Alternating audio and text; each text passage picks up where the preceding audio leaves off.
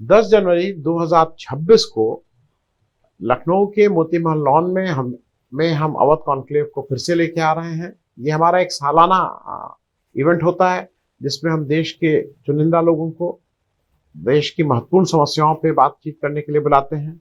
Audience interaction होता है, serious बातें होती हैं, क्या हुआ उस पर बातचीत होती है, क्या होगा उस पर होती है और क्या होना चाहिए इस पर एक गंभीर विचार विमर्श होता है। इस आयोजन को 10 जनवरी को हम कर रहे हैं। आपसे आग्रह है कि आपके जो दोस्त मित्र लखनऊ में हो उनसे कहिए, और साथ में आपसे एक विनम्र निवेदन और भी है कि हमें आर्थिक सहयोग करिए। इस आयोजन को करने में बहुत से रिसोर्सेज की जरूरत होती है, उसमें आर्थिक पक्ष भी एक इम्पॉर्टेंट रिसोर्स है और आपके आर्थिक सहयोग की हमें आवश्यकता है। बहुत बहुत धन्यवाद। नमस्ते। 2025 को अलविदा। आज अंतिम दिन और एक बहुत गहमा गहमी वाला साल रहा देश के लिए, विदेश के लिए, पब्लिक इंडिया के लिए। दो महत्वपूर्ण चीज़ें हुई। मेरे हिसाब से 12 महीने थे तो 12 हिस्सों में मैं 12 अलग अलग विषयों पे आपसे बातचीत करूंगा कि जो मेरा इंप्रेशन है भारत के लिए कैसा रहा। मुख्य रूप से तो यही बात है, लेकिन दो चीज़ें महत्वपूर्ण रही इस बार। अगर सिर्फ दो घटनाओं का जिक्र करें, एक राष्ट्रीय और एक अंतर्राष्ट्रीय, तो राष्ट्रीय स्तर पर मैं मानूंगा कि पहलगाम में जो हुआ और उसके रिपरकशंस जो हुए उससे हम अभी तक जूझ रहे हैं। उसके रिपरकशंस भारत उसको जिस तरह से हैंडल करना चाहिए था उतने अच्छे ढंग से नहीं किया है। एक तो ये, दूसरा अंतर्राष्ट्रीय स्तर पे ट्रंप का ये पहला साल है और ट्रंप ने पहले साल में जिस तरह से पूरे अंतर्राष्ट्रीय, पूरे दुनिया के, विश्व को, कि पॉलिटिक्स को, इकोनॉमी को, उसके पावर बैलेंस को जिस तरह से हिलाया है, झकझोर दिया है, वो भी 2025 की एक बड़ा इवेंट है। लेकिन शुरुआत में मैं अपने कोई, और इसकी ये नहीं कि ये ज़्यादा कम और महत्वपूर्ण, सभी महत्वपूर्ण थे, एक के बाद दूसरे को कहना था, इसलिए 12 पॉइंट मैंने निकाले। इंडिया 2025 में जो सबसे बड़ा था, how the world's largest democracy slipped further down. मैं इसलिए बोल रहा हूं, मैं डेमोक्रेसी, लोकतंत्र की लार्जर इश्यूज को एड्रेस कर रहा हूं। और भारत के में अगर आप देखें तो एक इस लोकतंत्र को चुनौती देने के लिए एक बड़ी चीज खड़ी हुई, SIR, स्पेशल इन्वेस्टिगेशन रिव्यू। और ये जो मतदाता सूची को फिर से जिस ढंग से हैंडल किया गया, वो थोड़ा मेरे हिसाब से देश के लिए सोचने वाला विषय है। लार्जर इश्यूज को मैं एड्रेस कर रहा हूँ, छोटे को नहीं। लार्जर इशू ये है कि हिंदुस्तान में जितने लोग मतदान करने के, अभी इस SIR से पहले के पात्र होते थे, people who are eligible to vote का 99% तबका वोटर लिस्ट में अपना नाम पाता था। मतदान देने के पात्र लोगों में से 99% लोग मतदाता होते थे। अमेरिका में ये 80 के आसपास है। People who are eligible to vote and actual voters जो अपना नाम पाते हैं वो 80% ही लोग पाते हैं। मूल कारण यह है कि भारत का संविधान जब बना तो संविधान ने ये कहा था कि ये जिम्मेदारी इलेक्शन कमीशन की है कि भारत के हर नागरिक को, भारत के हर 18 साल से, उस समय 21 था, के सिटीजन को वोटर बनाना। ये जिम्मेदारी पॉलिटिकल पार्टी की, इंडिविजुअल की नहीं है, मेरी जिम्मेदारी नहीं है। अगर मैं 18 साल से ऊपर हूँ, अगर मैं बाकी पैरामीटर्स को कर रहा हूँ, तो मुझे वोटर बनाने की जिम्मेदारी इलेक्शन कमीशन की है, मेरी नहीं। इस संविधान ने ये मुझे ताकत दी थी। तो एक तो उस पर बहुत कस के आक्रमण हुआ है। वो 99% से अब रह के, जिस तरह से नए जो 10 राज्यों में हो रहा, वो 80-85% ही लोग एलिजिबल वोटर रह जाएंगे। एलिजिबल वोटर की लिस्ट में से वोटर रह जाएंगे 15% लोगों के करीब करीब। ऐसा लगता है कि 15 से 20% लोगों के वोटिंग राइट्स छीन लिए जाएंगे। इंस्टीट्यूशंस जो हैं, मेरे ख्याल में जो डेमोक्रेसी के जो इंस्टीट्यूशंस हैं वो बुरी तरह से कंप्रोमाइज़ हुए हैं। उस पूरे लोकतंत्र को कहीं ना कहीं इससे आहत है लोकतंत्र। मैं उसके डिटेल्स में नहीं जा रहा हूँ, लेकिन ग्लोबल इंडेक्स में हम लगातार नीचे फिसल रहे हैं। दुनिया के जो भी एजेंसीज़ हैं जो लोकतंत्र को कि कहाँ मजबूत, कहाँ उससे कम मजबूत, कहाँ कमज़ोर, उसमें हम नीचे लगातार फिसलते जा रहे हैं। इस इशू में जहाँ तक लोकतंत्र की बात है, ये जो इलेक्टोरल बॉन्ड्स थे उसको तो बंद किया गया, लेकिन उसके बाद जिस तरह से फंडिंग बीजेपी, खास करके बीजेपी जिस तरह से लोगों से पैसा निकाल रही है, हाल में में आया टाटा को 48,000 करोड़ का या 40,000 करोड़ का एक सोलर का कॉन्ट्रैक्ट अवार्ड किया, 700-800 करोड़ रुपए उनसे, और कॉन्ट्रैक्ट मिलने के बाद 700-800 करोड़ रुपए उनसे, मेरे हिसाब से मैं तो उसको घूसी बोलूंगा, पार्टी फंड में ले लिए गए। अब आ जाएं दूसरी बात पे, इलेक्शंस विदाउट फेयर प्ले। 2025 में जो धन की ताकत वो दिखाई दी, लेवल प्लेइंग फील्ड दूर दूर तक नहीं थी। बीजेपी ने हर उस बात को करने की कोशिश की, वो दांव पर चलने की कोशिश की जिससे सामने वाला विपक्षी जो है वो इलेक्शन ही न लड़ पाए, और उसमें इलेक्शन कमीशन ने भरपूर साथ दिया। बहुत ही बायस्ड इलेक्शन कमीशन, जो ऑपोजिशन की किसी भी बात को सुनने को तैयार नहीं, और बीजेपी की तरफ से चाहे वो कुछ बेईमानी करें, आंख मूंद लेने का काम कर रहे थे। इसी में जब आप इसकी बात करते हैं फेयर इलेक्शन की, वोट चोरी प्रूव हो गई है।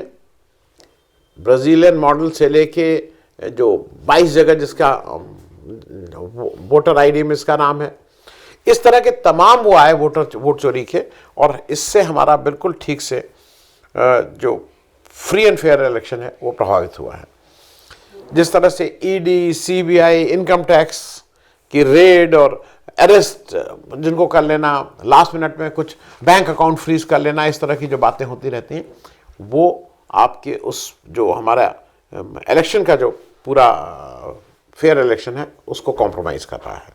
इलेक्टोरल रिफॉर्म्स की बात पार्लियामेंट में ज़रूर उठी, लेकिन वो सिर्फ पार्लियामेंट में उठ के ख़त्म हो गई, क्योंकि जो पहली सीढ़ी है अपॉइंटमेंट ऑफ इलेक्शन कमिश्नर, वही अगर बायस्ड है तो उसके बाद क्या चर्चा की जाए, इस पर बहुत सी चीज़ें मैं आपसे ऑलरेडी बात कर चुका हूँ।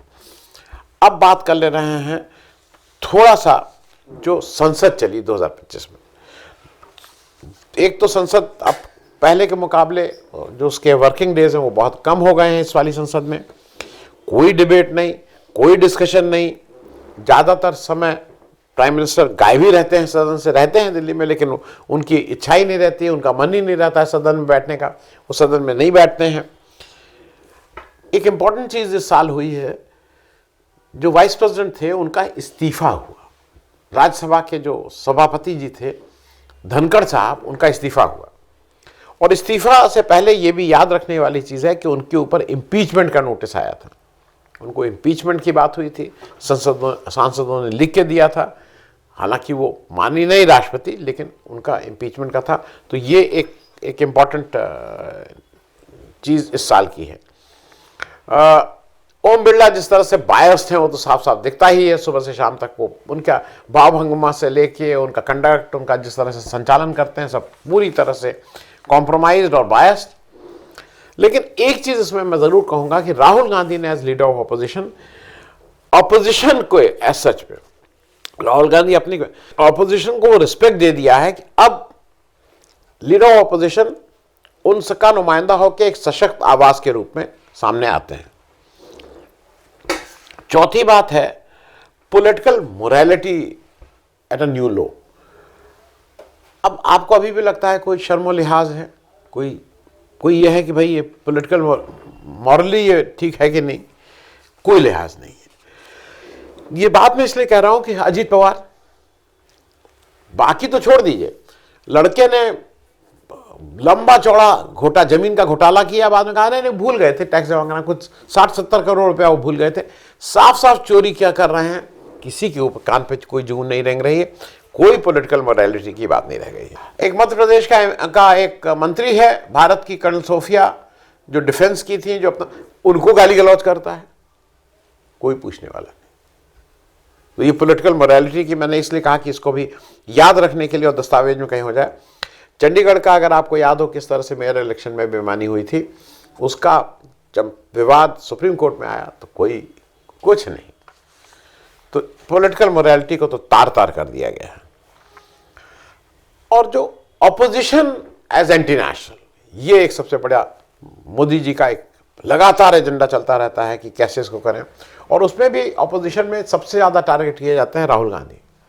राहुल गांधी को किसी तरह से डिस्क्रेडिट करना है, डिमीन करना है, उनकी सारी जो शख्सियत है उसको तार तार करना है।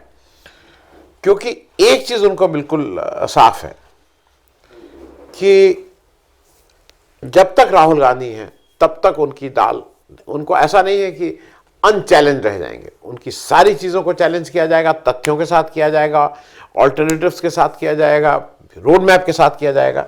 उनकी सबसे ज़्यादा दिक्कत ये है। मैं ऑपोजिशन की बात इसलिए कह रहा हूं कि एक तो उनको टारगेट करते हैं। जैसे एक छोटी सी चीज़, प्रियंका गांधी के बारे में को से अब पार्लियामेंट में आ गई हैं, बोल रही हैं, इनसे मिल रही हैं, उनसे मिल रही हैं। अब ये किया जा रहा है कि भाई बहन में झगड़ा है, भाई बहन में झगड़ा है। तो ये जो ऑपोजिशन को टारगेट करके डिमीन कर देना, उनका ये कर देना, ये काम लगातार आरएसएस और उसके संगठन कर ही रहे हैं। आपस में झगड़ा लगाने वाली बात, जितने कोई कोशिश ऐसी नहीं जाती है जहां अगर झगड़ा लगने की थोड़ी भी गुंजाइश हो तो ये झगड़ा न लगा दें। ह्यूमन राइट्स इन 2025, मैं इसलिए इस पर ज़्यादा नहीं बोल रहा हूँ, जब तक उमर खालिद जेल में है, शहजाद इमाम जेल में है, तब तक हम लोग चाहे कुछ कह लें, हम ये कह नहीं सकते हैं मतलब भाई यानी वो कि हम ह्यूमन राइट्स को बहुत वो कर रहे हैं। बाकी जिस तरह से नक्सलों को मार गिराया गया, जिस तरह से बहुत से ह्यूमन राइट्स के मामले में, उस पर कोई कुछ बहुत बोलने वाला नहीं है। इकॉनमी की भी बात कर लें, जरा आर्थिक पक्ष की भी बात कर लें। वो इसलिए कि भारत का कर्जा बहुत बढ़ता जा रहा है। कोई एक्सप्लेनेशन आपने सुना सरकार की तरफ से? खूब कर्जा बढ़ रहा है, हमें सर्विस, उस कर्जे को सर्विस करने में मुश्किल होगी। डॉलर और रुपए में, डॉलर कहाँ भागता जा रहा है, रुपया कितना गिरता जा रहा है, वो भी एक चिंता का विषय है। एक और चीज़ मैं जरा जब इकॉनमी की बात कर रहा हूँ तो उसमें इंडिगो जो देश का करीब 65-70% यात्रियों को वही उड़ाता था, उसका शेयर था, मार्केट शेयर है, उसमें जिस तरह से पूरा जानबूझ के हुआ, किसके कहने पे हुआ, किसका क्या हुआ, ये तो कभी नहीं पता लगेगा। लेकिन वो 3-4-5 दिन जो इंडिगो का जब फियास्को हुआ, जब पूरा इंडिगो बैठ गया था, एक भी जहाज़ एक दिन नहीं उड़ा था, वो भी एक कहीं ना कहीं मेरे हिसाब से इकॉनमी को उसने भी ज़बरदस्त झटका दिया है। अब बात कर लेते हैं थोड़ी फेडरलिज्म इन रिट्रीट।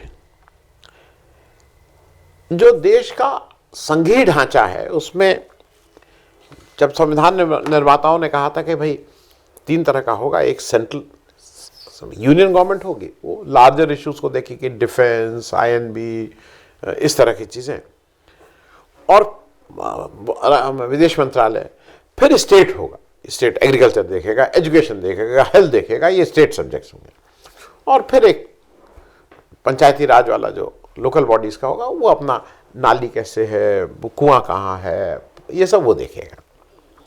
काफ़ी ठीक से डिफाइंड था। लेकिन अब क्या हो गया है कि धीरे धीरे धीरे धीरे मोदी जी उन सारे चीज़ों को जो यूनियन गवर्नमेंट से निकल के स्टेट गवर्नमेंट में जाते हैं, आप ही के लोग हैं, उनका गला घोट के ख़त्म करने की कर रहे हैं। उसमें सबसे बड़ा पहला नाम मनरेगा का मैं इसलिए ले रहा हूँ कि उसका जी प्रेम जी करके उस पूरी स्कीम को आपने एक तरह से उस पर पटाक्षेप कर दिया है। मुझे नहीं लगता है कि वो इस प्रेजेंट फॉर्म में जो अभी सरकार ने, जिसको बहुत हल्ला मच रहा है, बहुत अच्छा, उस पर कहीं रोक लगेगी, मुझे नहीं लगता है। स्टेट की बात मैं इसलिए कह रहा हूँ, तमिलनाडु पे जो सुप्रीम कोर्ट में जजमेंट आया वो बहुत ही निराशाजनक था। भाई वो यही कह रहे थे कि एक सुप्रीम कोर्ट का जजमेंट केवल तमिलनाडु नहीं, प्रेसिडेंट का रेफरेंस था, उस पर भी आया। कोई बताने को ही नहीं तैयार है, कोई कह ही नहीं रहा है कि भाई कितने दिन तक रोकी जा सकती है फाइल, क्योंकि अगर आप बहुत दिन तक रोकें तो डीम टू बी पास मानना चाहिए। और एक जो चीज़ इस सरकार ने की है और धीरे धीरे वो लोगों के दिमाग में बैठ गई, और वो जो खतरनाक है सबसे चीज़, डबल इंजन सरकार, कि डबल इंजन होगी तभी विकास होगा। एक तरह से ब्लैकमेल करना है कि यहां पे भी मेरी सरकार बनाओ, वहां पे भी बनाओ, तभी हम विकास करेंगे, नहीं तो विकास नहीं करेंगे। मैं एक और जो इस सरकार का एक निकम्मापना मैं कहूंगा, और जो खतरनाक है, जो मेजोरिटेरियन पॉलिटिक्स है, बहुसंख्यक वाला जो राजनीति है, वो अब देश में हावी हो रही है। और वो उसको इतने ढंग से कैमोफ्लेज करते हैं, वो बार बार बोलते हैं कि will of majority, will of majority. लोकतंत्र में फर्स्ट पास दी पोल है, जो हो सकता है 20% वोट ही लेके आप निर्वाचित घोषित कर दिए जाएं, क्योंकि 20 लोग और थे जिनके वोट कट गए। तो ये कहना कि अगर कोई सरकार जीत के आ रही, 240 सीटें लेके आ रही है और उसके पास मैंडेट है कि पूरे देश का वो चलाएं, ये अनुचित बात है। तो ये चीजें बिल्कुल ही क्लियर होनी चाहिए कि मेजॉरिटी का विल का मतलब ये नहीं है कि जो हिंदू अगर ज्यादा हैं तो उनका होगा। Majority in election and majority in population दो अलग अलग चीजें हैं। देश मेजॉरिटी इन इलेक्शन से चलेगा, बीजेपी या आरएसएस जितना भी चाहे कि नहीं देश मेजॉरिटी ऑफ नंबर से चलेगा, वो ऐसे नहीं चलेगा। आरएसएस का एजेंडा पूरी ठीक से इसमें, क्योंकि ये मैं बात कर रहा हूँ, आरएसएस का एजेंडा है, ये मेजॉरिटी नहीं, आरएसएस का एजेंडा चलेगा, सरसंघचालक जी का चलेगा। हालांकि 2025 में आरएसएस ने अपने 100 साल पूरे किए, लेकिन मुझे जैसी उम्मीद थी कि कोई बहुत बड़ा आयोजन होगा, उस तरह का आयोजन नहीं किया गया। ये अच्छी बात है। इसके लिए मैं ये कहूँगा कि उस स्केल पे जो था वो नहीं हुआ, ठीक ही है। अब बात कर लें थोड़ी जुडिशरी की। जुडिशरी ने बहुत सबसे ज़्यादा निराश अगर किसी ने किया तो जुडिशरी ने किया।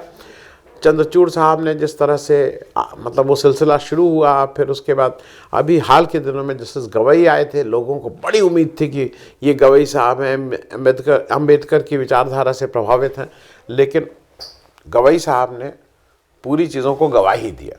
और उसके बाद वो घूम घूम के जिस तरह से अपने इंटरव्यूज़ दे रहे हैं, वो उसमें और जिसको कहते हैं ना चार चांद नहीं, उसमें जो कुछ भी था उसको भी खराब कर रहे हैं। इन्वायरमेंट पे थोड़ी बात इसलिए करना ज़रूरी है कि सिर्फ AQI नहीं, पूरा हिमालय देख लीजिए, उत्तराखंड देख लीजिए, त्रासदी हो रही है, एक्सीडेंट्स हो रहे हैं, लेकिन किसी के कान पे जू नहीं रेंग रही है। इन्वायरमेंट में हम लोग एक ज्वालामुखी पे बैठे हुए हैं, कब फट के सबको प्रभावित करेगा, ये देखने वाली बात होगी। और अंत में मैं बात कर ले रहा हूँ मीडिया की। ये मेरा 12वां था। मीडिया की बात मैं जब कर रहा हूँ तो ये चीज़ समझ लीजिए कि दो तरह का मीडिया बिल्कुल साफ है। एक सरकारी मीडिया है, जिसको कुछ लोग गोदी मीडिया कहते हैं, कुछ लोग रैपी मीडिया कहते हैं, कुछ लोग ड्राइंग रूम मीडिया कहते हैं, कुछ भी कहें, लेकिन उनको प्रश्रय है, उनके पास बड़े पैसे हैं, उनको बड़े पैसे दिए जाते हैं। प्रधानमंत्री को वो लोग पहले से इंटरव्यू करते हैं, क्वेश्चन आप वो इंटरव्यू क्या करते हैं, वो उनका प्रचार प्रसार कैसे हो उसमें ज़्यादा इंटरेस्टेड रहते हैं बनिस्बत क्वेश्चन पूछने के। तो एक तो मीडिया वो है। दूसरी एक ऑल्टरनेट मीडिया ने, एक सोशल मीडिया ने एक बहुत बड़ा अपॉर्चुनिटी दी ऐसे लोगों, कुछ ऐसे हमारे जैसे लोगों को जिनके पास उतने साधन नहीं थे, लेकिन अपनी बात कहना चाहते थे, अपनी बात बेबाकी से कहना चाहते थे। वो सोशल मीडिया ने वो स्पेस दिया। और पब्लिक इंडिया के लिए और मेरे लिए as an individual it was a very satisfying year, because अगर मैं हार्वर्ड जाता हूँ, अगर मैं MIT जाता हूँ बात करने, तो ये इट्स अ बिग ऑनर। दूसरा, अगर अमेरिका में वॉशिंगटन में जाके आप 2 दिन की कॉन्फ्रेंस करते हैं with the help of local people, with the help of people there, वो एक बड़ा अचीवमेंट है। 10 हिंदी जर्नलिस्ट को अमेरिका लेके जाना, उनका करीब 27-28 दिन उनको सब जगह ले जाना, लेक्चर कराना, उनसे बातचीत कराना, इंडियन डायस्पोरा से 1-on-1 की कम्युनिकेशन करना, it was a big achievement. Public India इस तरह का जो आयोजन था उससे खुद बहुत सीखा है, अमेरिका को समझने में, दुनिया की पॉलिटिक्स समझने में और आपस में एक जो सोशल मीडिया का जो एक सिनर्जी होनी चाहिए, उस सिनर्जी में भी आपस में आने से ताकत बढ़ी है, इसमें कहीं कोई दो राय नहीं है। और चलते चलते मैं सिर्फ इतना कह दूंगा कि जहाँ तक अगले ओलंपिक की बात है। जैसी खबर आ रही है कि जो हमारी ओलंपियन विनेश फोगाट हैं वो फिर से लड़ेंगी, और मेरे हिसाब से वो एक बड़ी उम्मीद है देश के लिए भी, विनिवेश के लिए भी, और हम सबका इंतज़ार रहेगा कि विनिवेश फिर ओलंपिक में पदक जीतें। चलते चलते आपको एक बार फिर से 2026 की बहुत बहुत शुभकामनाएं। 2025 में आपका प्रेम भी बना रहा, आप हमसे जुड़े भी रहें, लेकिन 2026 उससे बेहतर हो। थैंक यू सो मच, धन्यवाद।